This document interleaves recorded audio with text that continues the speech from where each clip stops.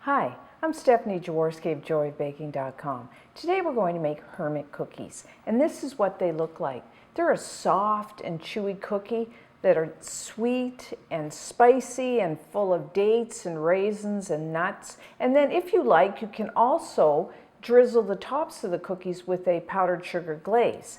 So to begin, preheat your oven to 350 degrees Fahrenheit, which is 180 degrees Celsius, and then you will need 2 baking sheets, and then you can just lightly butter them or line the bottoms of the pan with parchment paper. And then this is a drop cookie, pretty easy to make. If you're using a stand mixer like I have here, use your paddle attachment, or you could use a hand mixer, or really you could just mix this batter by hand in a large bowl with a wooden spoon. So the first thing you need is a half a cup, 113 grams of butter. Have that at room temperature, and you can use either salted or unsalted. My preference is unsalted. I prefer the flavor, but either one is fine here. And then what I'm going to do is just beat the butter just until it gets nice and smooth.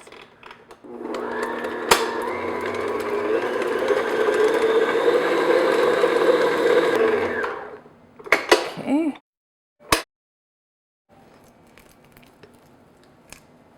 And as always, scrape down the bottom and the sides of your bowl as much as you need to, because you want to make sure everything gets mixed together. Now next, I'm going to add 1 cup of firmly packed light brown sugar. That's about 205 grams.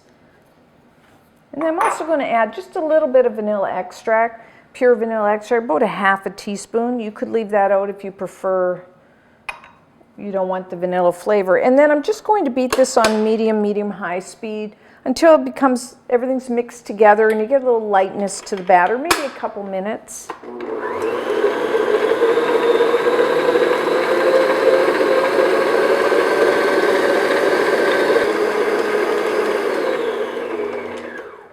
Okay, looks pretty good. You can see here, this is what we're looking for, just a little air in there, everything all mixed together. Okay.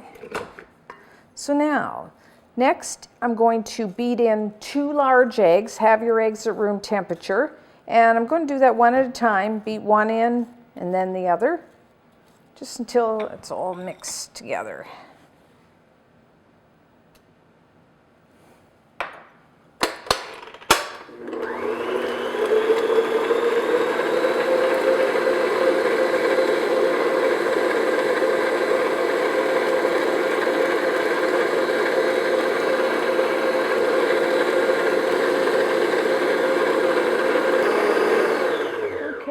Looks good.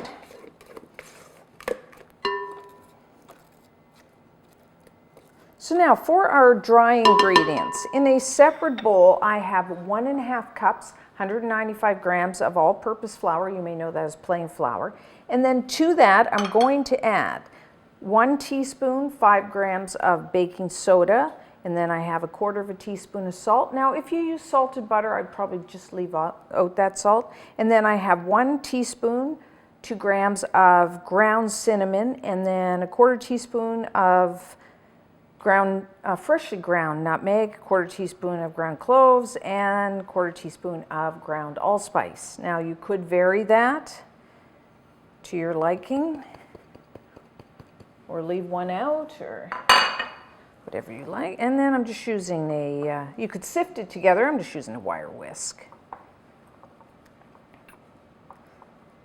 And then I'm going to add that to our batter.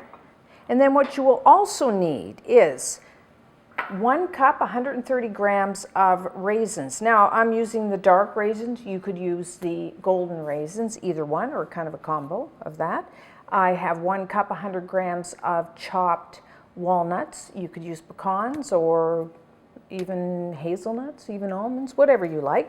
And I'm adding a cup of 130 grams of dried and pitted dates that have been coarsely chopped as well.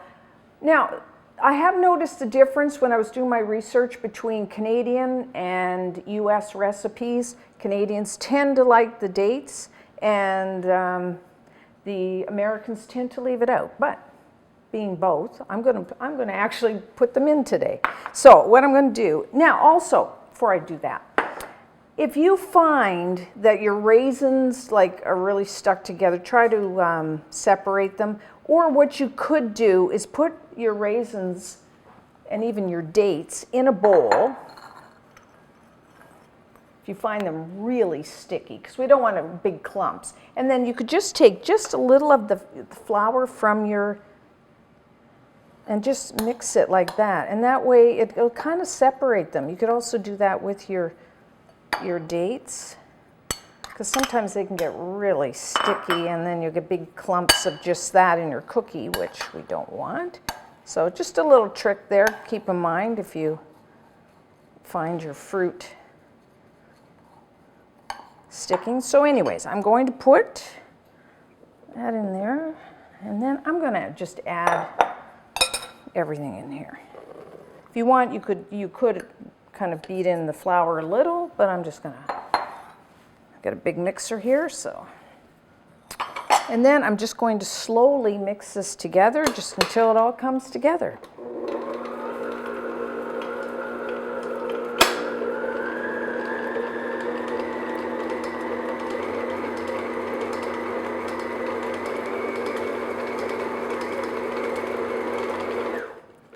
Okay, that looks pretty good.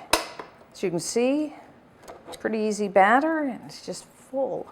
Lots of good things.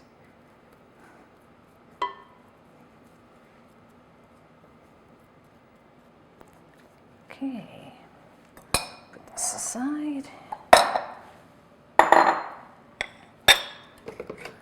Just give it a quick stir. This is a fairly stiff batter. I don't find I need to chill it. I just bake my cookies off right away, which is nice. The kids are waiting.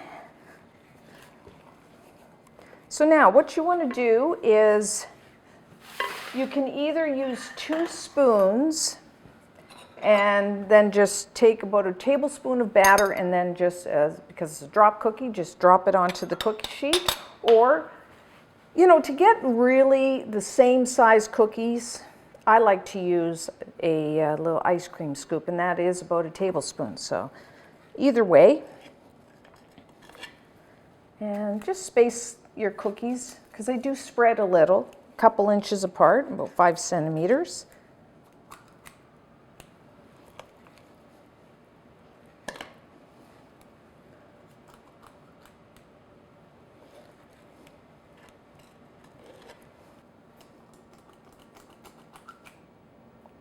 Okay, there we go. So now into the oven.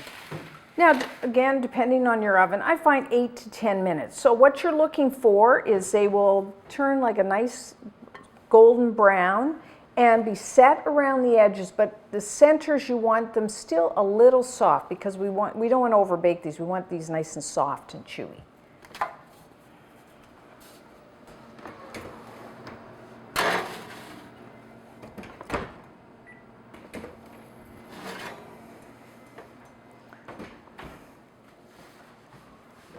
Okay, our Hermit cookies are done. As you can see, nice golden brown. And then you can see they're kind of set around the edges, but yet the centers are still a little soft.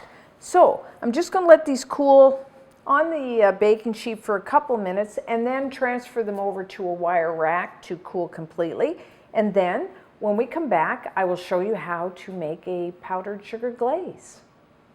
So now that our cookies have cooled, we will make our glaze. So in a bowl, put a half a cup, that's 55 grams of confectioner's sugar. You may know that as either powdered or icing sugar, and sift it because it tends to have lumps.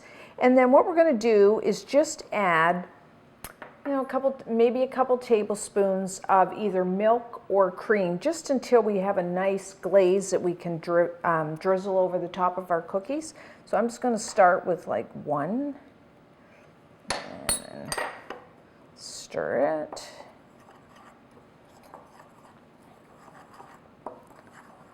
Add a little more.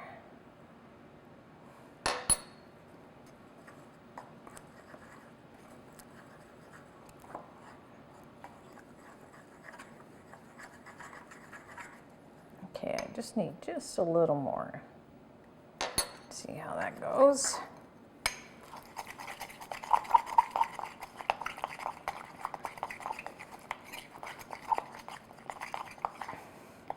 You can see, like, that is like too thick, so we're just going to add. If you ended up making it too thin, you could always add a little more sugar. Still just a little thick.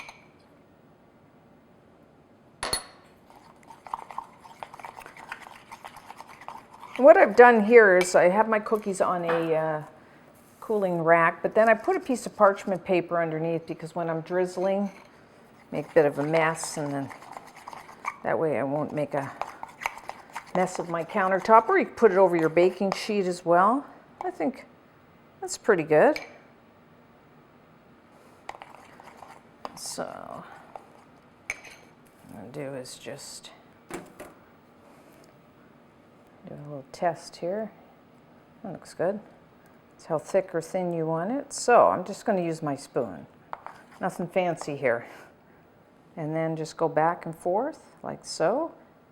And just put as much or as little as you want. I mean, you don't have to ice these. Don't feel you have to. It kind of dresses them up a bit. So just like that. And you have Hermit cookies. Now, great thing about these almost taste even better the next day, and they'll last pretty close to a week. And of course you can at room temperature, or you can freeze them.